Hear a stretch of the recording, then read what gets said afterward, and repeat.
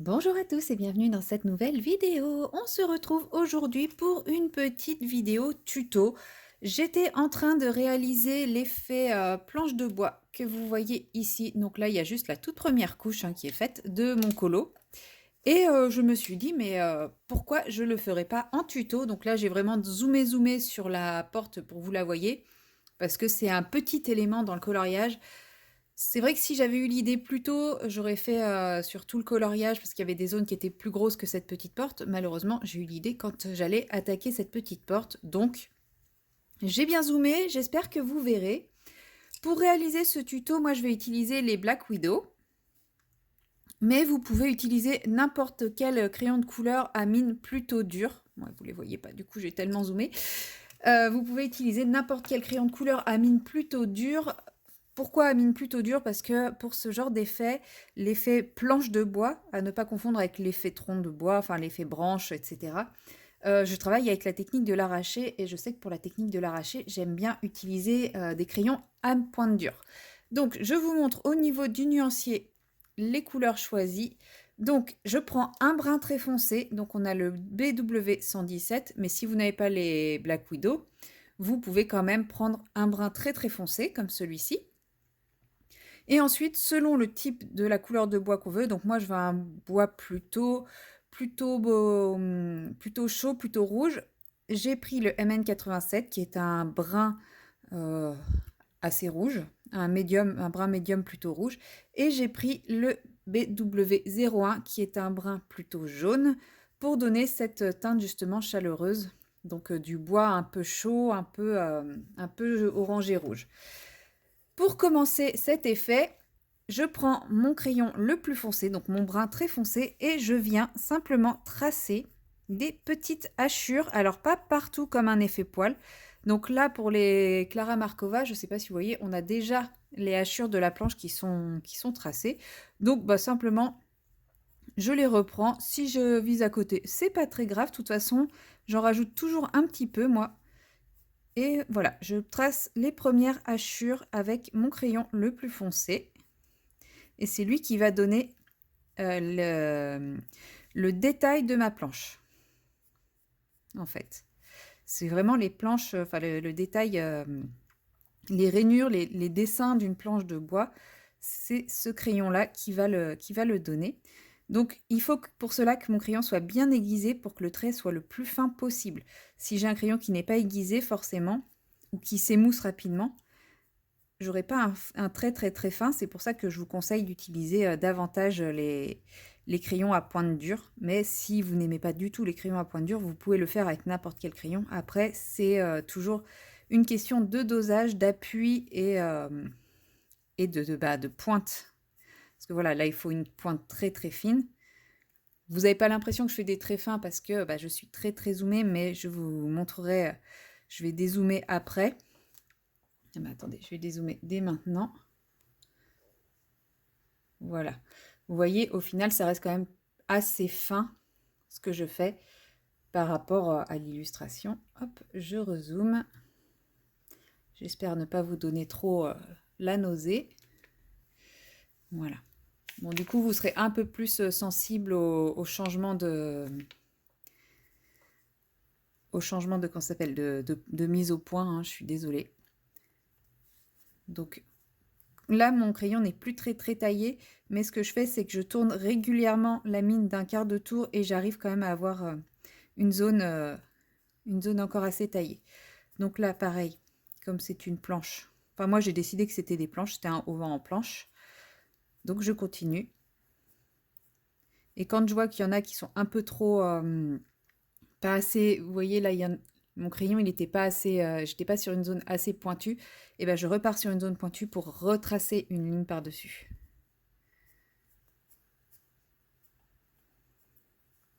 C'est pas grave s'il y en a des plus larges et des moins larges.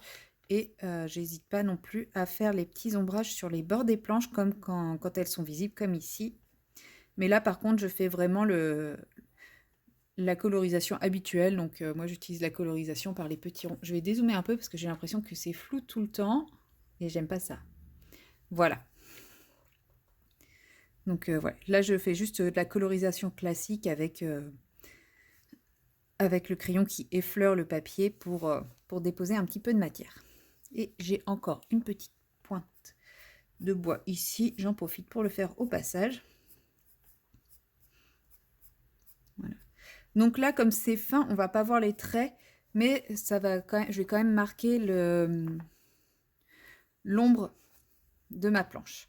Ensuite, la deuxième étape, c'est que je prends mon brin moyen. Donc selon le type de couleur de planche que je veux, ça peut être différents brins moyens. Là, je vous ai montré sur mon nuancier, j'ai plusieurs brins moyens. J'aurais pu aussi bien prendre celui-ci que celui-ci. Ou même celui-ci si je voulais un bois encore plus rouge. Moi, je voulais celui-là. Mais voilà, les deux-là marchaient, fonctionnaient parfaitement aussi pour faire cet effet. Donc ensuite, avec mon brin un peu plus moyen, en appuyant moins, je viens commencer à travailler mon dégradé en partant des traits foncés que j'ai fait. Donc en fait, je pars de mon trait foncé et j'effleure le papier pour éviter de trop déplacer le pigment et de trop estomper mes rainures. Et je viens simplement commencer à tracer un peu de dégradé. Donc j'ai mon foncé, j'ai mon moyen qui se déplace, qui s'étale un petit peu par rapport au foncé, tout en laissant des zones plus claires que je viendrai combler après avec mon crayon, le plus clair, vous vous en doutez. Donc si j'ai deux lignes qui sont très espacées, mettons là je viens de faire celle-ci, si j'avais pas fait ces deux traits là, je fais celui-ci que je viens étirer un petit peu et ensuite je passe à l'autre que je viens réétirer et les deux ne se touchent pas, c'est normal. Je cherche pas à remplir ma planche, je pars vraiment de chaque ligne pour venir étirer un petit peu mon dégradé. Mais je cherche pas à relier mes différentes lignes entre elles pour le moment, sauf si elles sont rapprochées comme ici, ou dans ces cas-là, je le fais un petit peu par obligation, puisque sinon j'étirerai pas assez. Mais ne pas hésiter à laisser quand même un petit peu de blanc autour de la ligne. Là, je ne vous ai pas montré, oui, je ne l'ai pas fait d'ailleurs. Quand il y a un nœud comme ça, moi, ce que je fais, pareil, je prends au centre, je fais un point au centre et après, je fais des ronds comme ça, tout simplement. Si jamais ma planche n'était pas tracée, je fais pareil en fait. C'est-à-dire que je peux dessiner des nœuds, je fais un rond et je viens faire les tracés autour. Et je dessine moi-même les rainures comme j'ai fait là. Là, j'ai suivi celles qui étaient déjà dessinées.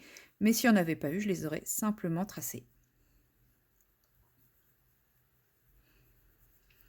Voilà, et j'estompe tranquillement, doucement, en effleurant mon papier. L'idée étant de ne pas déplacer du tout de pigment. Donc je rajoute juste un petit peu de teinte autour, mais en gardant ma rainure en place. Donc forcément, il y a des endroits comme là où elles sont proches, ça se perd. Et il y en a d'autres où c'est plus espacé, où je viens simplement étirer d'un côté et de l'autre et laisser la partie blanche. Voilà, là vous commencez à avoir. Toutes mes rainures sont un petit peu fondues, mais il reste quand même encore du blanc un petit peu partout. Donc là, ça va être pareil. Donc là, ça se travaille du coup comme un dégradé un peu plus classique.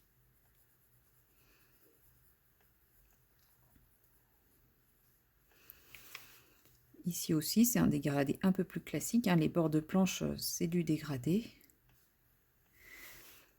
Et je viens refaire la même chose ici. Donc là, c'est des petites planches.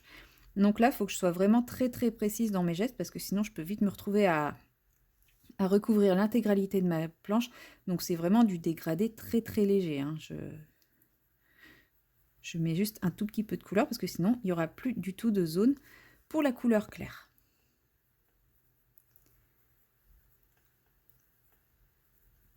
Et là, vous voyez, ma planche commence déjà à prendre un petit peu vie. Et pourtant, c'est hyper rapide à faire. Donc, une fois que j'ai posé ma couleur médium, je prends ma couleur la plus claire et je viens terminer mon dégradé.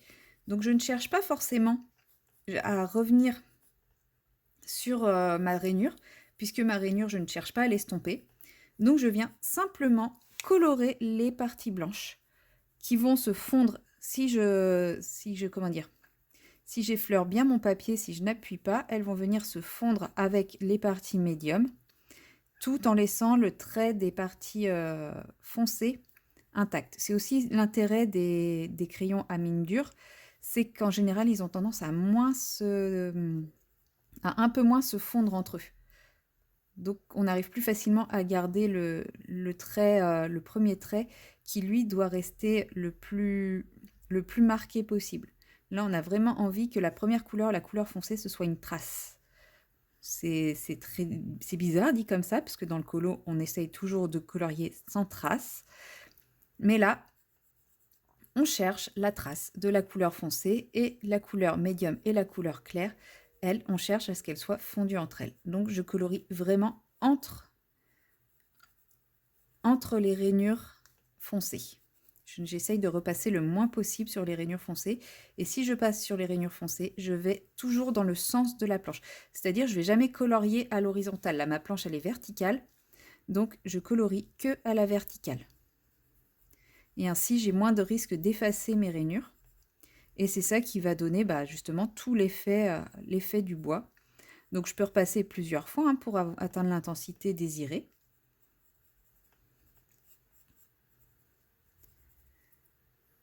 Mais jamais à l'horizontale. Je garde toujours le même mouvement de crayon.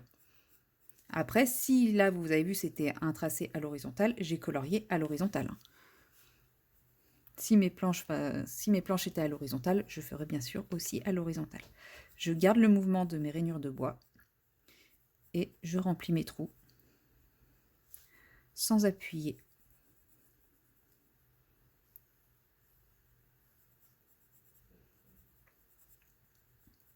Et là, vous avez une planche de bois qui apparaît avec ses torsions, ses rainures, son vécu. Et suivant les couleurs que vous utilisez, elle sera plus ou moins patinée, plus ou moins vieillie, plus ou moins moderne. Voilà, on peut faire tout ce qu'on veut. On peut même utiliser d'autres couleurs que du brun, bien sûr. Moi, c'est parce que j'aime le côté, l'effet naturel. Mais on peut considérer que c'est un bois qui a été teinté et le faire de la couleur qu'on veut. Mais par contre, si on le teinte, je conseille, enfin voilà, si on veut faire par exemple un bois teinté, je sais pas, mettons vert ou bleu ou quoi que ce soit, je conseillerais quand même de faire les rainures au brun très foncé. Parce que la rainure, elle est brune de base, elle est brune foncée de base sur une planche de bois, et quand on le teinte, elle ne change pas de couleur. Elle prend un reflet, mais ça reste quand même un brun très foncé sur tout ce qui est bois teinté. On remarque que les rainures, elles restent brunes. Donc si vous voulez faire un bois d'une autre couleur, vous pouvez tout à fait, mais conservez bien la rainure première, donc la première couche, avec le brun très foncé pour marquer les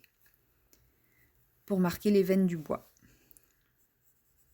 Voilà, c'est un petit tuto très facile, très rapide, parce que vous voyez, j'ai fait ma porte en à peine 13 minutes, plus le blabla, sachant que j'ai pris le temps de bien tout vous montrer, etc. Donc ça prend toujours un petit peu plus de temps que si je l'avais fait moi-même. Mais c'est vraiment un petit tuto très facile à réaliser, très rapide à faire, accessible à absolument tous, qui ne nécessite pas de posséder 75 gammes de crayons de couleur, puisque vous voyez, il faut 3 brins différents, d'intensité, d'intensité différents, un foncé, un moyen, un clair.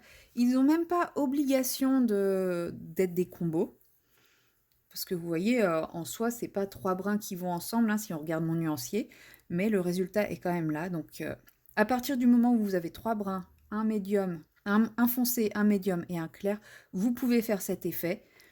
Donc voilà, c'est vraiment l'effet le basique que l'on peut faire avec n'importe quelle gamme de crayons de couleur. Après, tout est question de dosage dans l'appui de ces mines. C'est pour ça que si vous avez des mines dures, je vous conseille, c'est quand même plus facile. Il n'y a pas besoin de posséder 40 gammes pour le réussir, puisque normalement, dans la plupart des gammes, on a 3 nuances de brun. Même dans mes gammes les plus restreintes, j'ai les 3 nuances de brun pour le faire. Et puis, voilà, c'est un effet qui est assez simple à faire. Donc, je vous conseille fortement, enfin, faites ce que vous voulez, mais voilà, ne vous dites pas, je ne peux pas en être capable, il est très facile à faire. C'est tout pour cette petite vidéo. J'espère qu'elle vous aura plu, qu'elle vous aura inspiré. Et moi, je vous dis à très bientôt dans une prochaine vidéo. Bye bye!